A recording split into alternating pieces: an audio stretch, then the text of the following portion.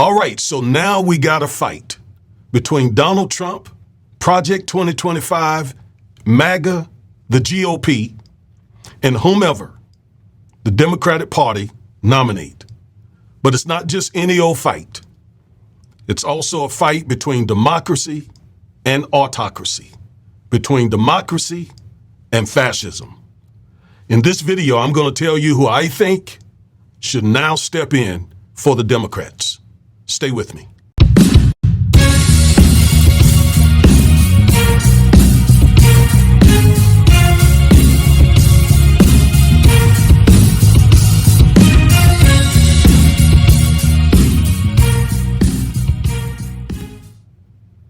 Hello, everybody. I'm attorney Augustus Corbett, one half of the Defiant Lawyers. Each and every week, we bring you at least one legal analysis of some trending story regarding politics, policies, personalities, or pop culture to empower you with the information you need to defy this unjust legal system and nullify systemic racism. If that interests you, go ahead and like, share, comment, subscribe, and click the bell so you'll get notified every time we upload one of these powerful and informative videos. Thank you for tuning in. And yes, this is a fight. We got a fight once again between democracy, fascism, autocracy. We got a fight between equity, exclusion. We got a fight between diversity, non-diversity. I tell you, this is a fight for the ages. We don't yet know who the Democrats are going to nominate, but I'm going to share with you who I believe they should nominate in this video. Before I go on, please go to Amazon. Get a copy of my book, Education and Justice. Also, if you have a young boy in public schools, enroll him in our BARS program to help lift his reading levels. Since African American children, we understand, many of them are not reading on grade level. Hey everyone, I am attorney Augustus Corbett, one half of the Defiant Lawyers. Recently, I took a look at our analytics and I noticed something shocking. Many of you watch our videos, and I believe you enjoy them, but you haven't subscribed yet. What are you waiting for? Again, I was shocked because I know our content is empowering and informative.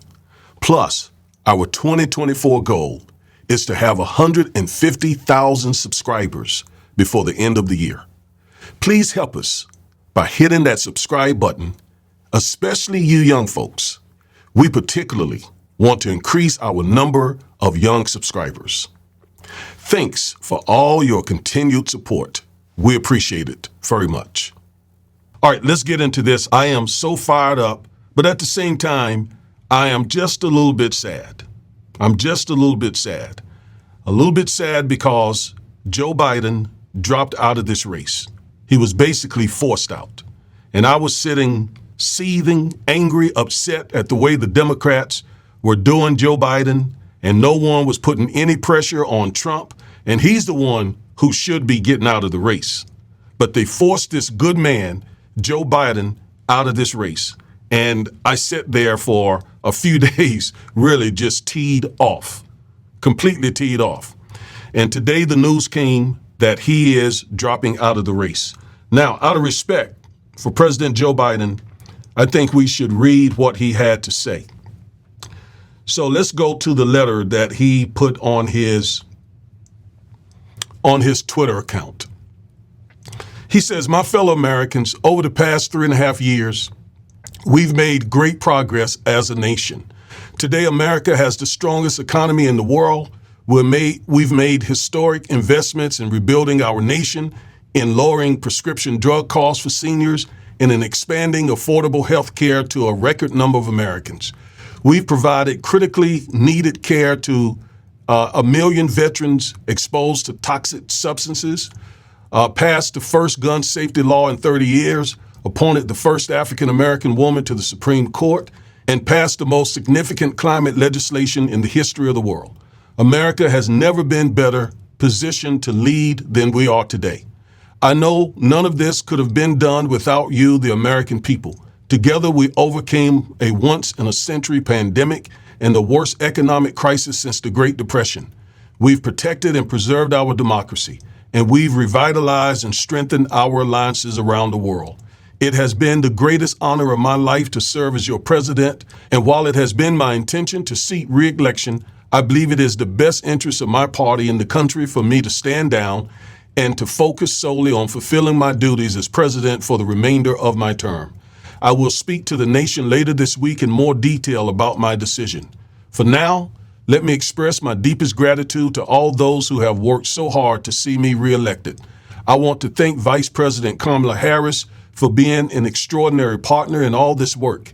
And let me express my heartfelt appreciation for the American people for the faith and trust you have placed in me. I believe today what I always have, that there is nothing America can't do. When we do it together, we just have to remember we are the United States of America. All right. Now, Joe also endorsed Kamala. Let's read that. My fellow Democrats, I have decided not to accept the nomination and to focus all my energies on my duties as president for the remainder of my term. My very first decision as the party nominee in 2020 was to pick Kamala Harris as my vice president, and it's been the best decision I've made. Today, I want to offer my full support and endorsement for Kamala to be the nominee of our party this year. Democrats, it's time to come together and beat Trump. Let's do this. Classy man. Classy, classy, classy man. And I want to say thank you to President Joe Biden for a historic presidency. He did much for the African American community, such as he said, the first Black female Supreme Court justice, the first Black female vice president, the first Black Secretary of Defense, record low Black unemployment, record Black SBA loans, historic HBCU funding, student loan forgiveness, and much more for Black Americans. Thank you, Mr. President. Thank you very much. All right. So those are my sentiments for Joe Biden. And what I want to say above all of that is we cannot allow Donald Trump to become the president of the United States of America. That has got to be our number one focus. For the next 4 months, Americans must unite and fight for our nation. Because what Trump, MAGA, Project 2025, the GOP has in store for this country will not be good for America. We must unite and fight and vote like our country depends on every single vote. Now, as I've said throughout this whole debacle, that I will enthusiastically vote for whomever the Democrats nominate. I mean that so much, I would vote for Flavor Flav and Chuck D and Public Enemy. It doesn't matter. All right? So yes, I will vote for whomever the Democrats put forward. But my choice is Vice President Kamala Harris. So the Defiant Lawyers endorse Kamala Harris. We think she's the best person for the job. She's already qualified to be the president. She was AG of California. She was a senator, and she has been the vice president for almost 4 years now. There's no one more qualified than she is. So we strongly, enthusiastically endorse Vice President Kamala Harris. All right, now, we don't do that blindly. We do that for 2 reasons. First, some of you may have heard of Professor Alan Lichtman. Well, he has this way of choosing and predicting presidents, and he hasn't missed. And he was in opposition to the Democrats getting rid of Joe Biden.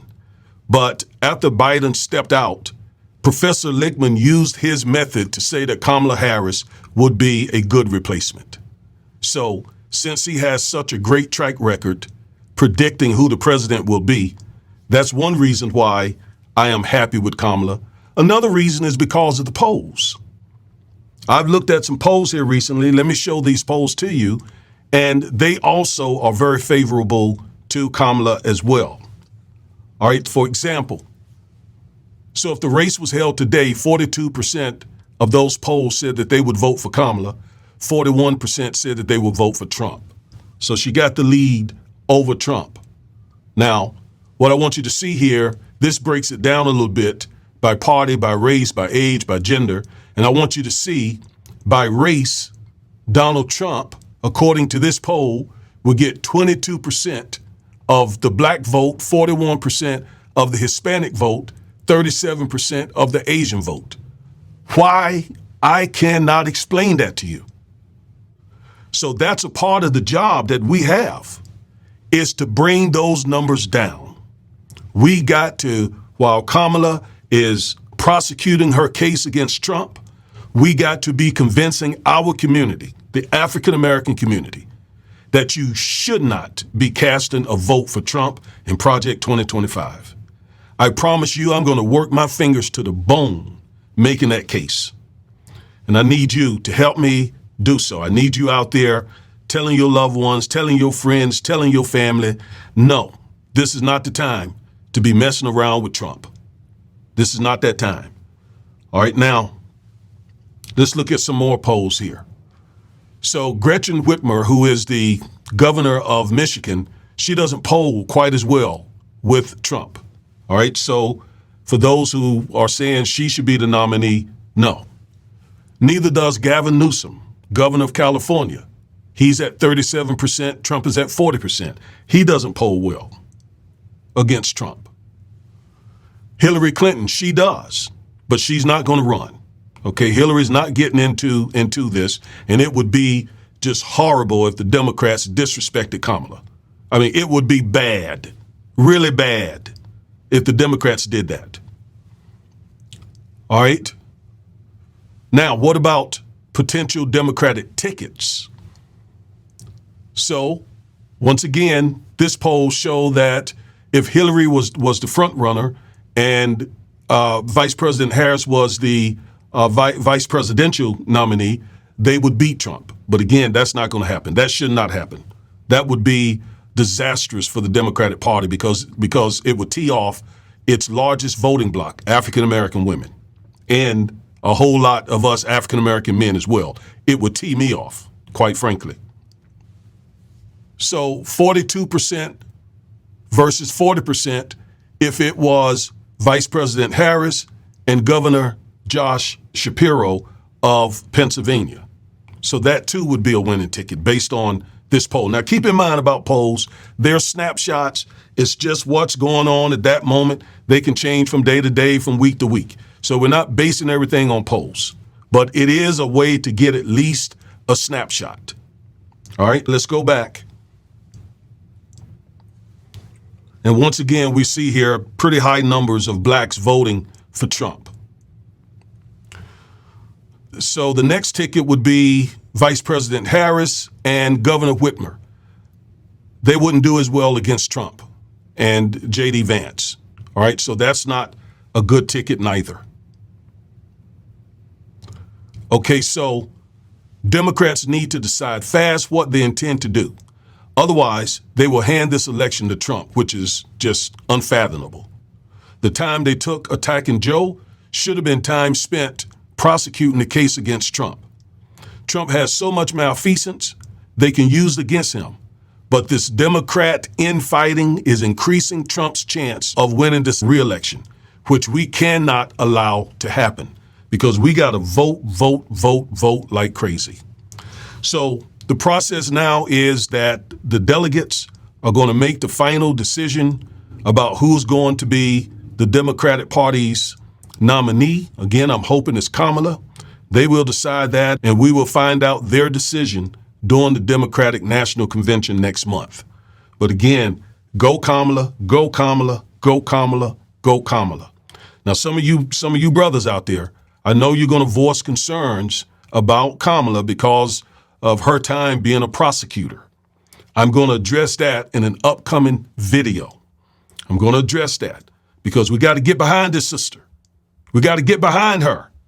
We got to get behind her and get her elected. We got to. Okay? All right. So I didn't intend to make a video today. This news came out kind of fast, so I'm not going to take a lot of your time. This is not one of my teaching videos. This is just my reaction to Joe Biden backing out. And in conclusion and in summary, I thank Joe very much for what he did for the African-American community. I am happy that he endorsed Kamala Harris, and we're going to get behind her to get her elected. And under no circumstances can we allow Donald Trump, Project 2025, MAGA, the GOP, to take up the White House and implement Project 2025. That would be bad for our democracy and bad for us as African Americans. All right, I'm Attorney Augustus Corbett, one half of the Defiant Lawyers. Thank you for tuning in. Until the next time, peace.